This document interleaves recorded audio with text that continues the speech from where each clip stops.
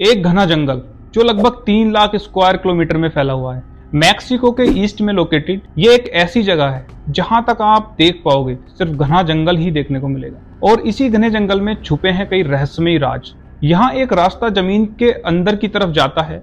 यहाँ काफी पतली गुफा बनी हुई है। कुछ समय पहले आर्कियोलॉजिस्ट की एक टीम ने यहाँ इन्वेस्टिगेशन स्टार्ट की थी, इसकी गहराई और अंदर पाई जाने वाली कुछ चीजों के बारे में जानने के लिए। तो ये लोग इसके अंदर जाना शुरू करते हैं, पर यह इतना छोटा और अंधेरे से भरा हुआ था कि आसानी से जाना पॉसिबल नहीं हो पा रहा था। पर कुछ स्पेशल इक्विपमेंट्स की मदद से ये लोग अंदर की तरफ जाते हैं। लगभग 230 फीट नीचे पहुंचने के बाद इन्हें कुछ अजीब सा गेट दिखाई पड़ता है जो पत्थर से बंद किया गया था। सोचिए, जमीन के इतने नीचे चैम्बर किसने और किस लिए बनाया होगा। कहा यह जाता है कि मायान सिविलाइजेशन के सारे राज यहाँ दफन है।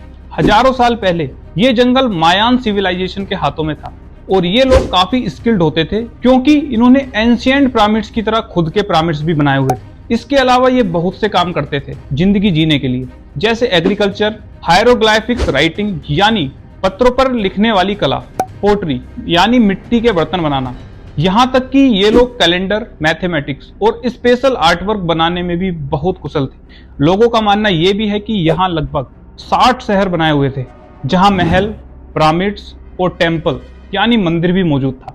इन 60 शहरों का एक अलग राजा होता था जिसको यहाँ के लोग अपना गॉड भी माना करते थे।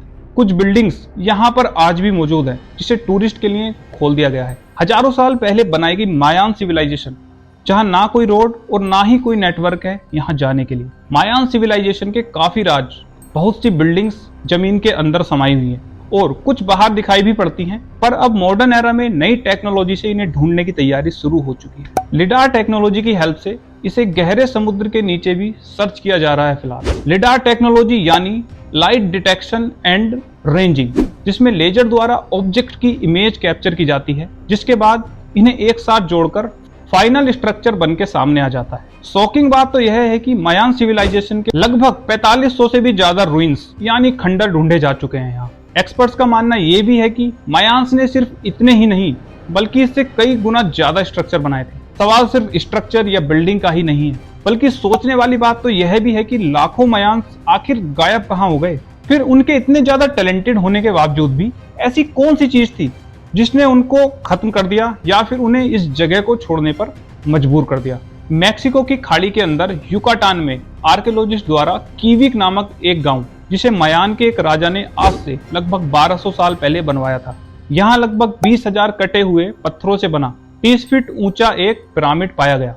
माना यह जाता है कि ये लोग राजा को पिरामिड के अंदर एक शाही चैम्बर में दफनाते थे। इसे जानने के लिए आर्कियोलॉजिस्ट द्वारा लगभग 21 फीट तक इसे खोदा गया और इन्हें वहां ऐसा कुछ खास नहीं मिला, पर वहां एक पत्थर पड़ा हुआ था जो एक तरफ से बिल्कुल फ्लैट था। यह पत्थर बाकी पत्थरों से बिल्कुल अलग था, जिसे मायान्स कमरे की छत की सपोर्ट के लिए इस्तेमाल में लिया करते थे। इससे यह आसानी से समझा जा सकता था कि नीचे भी कोई और कमरा हो सकता है। खैर चलिए आगे बढ़ते हैं। खुदाई के बाद भी आर्कियोलॉजिस्ट को कुछ खास नहीं मिल पाया, पर मिट्टी के बर्तन का टूटा हुआ टुकड़ा जरूर मिला, जिसे रेडियो कार्बन डेटिंग टेक्नोलॉजी के जरिए इंस्पेक्ट किया गया। इसके अनुसार यह लगभग 500 एडी में बनाया गया था, आज से लगभग 1500 साल पहले। बात आखिर यहीं खत्म नहीं होती। शौक करने वाली बात तो ये थी कि मायान्स पिरामिड तो लगभग 12 साल पुराने थे, पर यह टुकड़ा उनसे भी लगभग 300 साल पुराना था। एक्सपर्ट की कैलकुलेशन से यह पॉसिबल ही नहीं था। इसे जानने के लिए और डिटेल में जाना पड़ा, तो पाया यह गया कि युकाटान रीजन का ये पार्ट नॉर्दर्न लॉलैंड्स में हुआ करता था 1500 एडी में।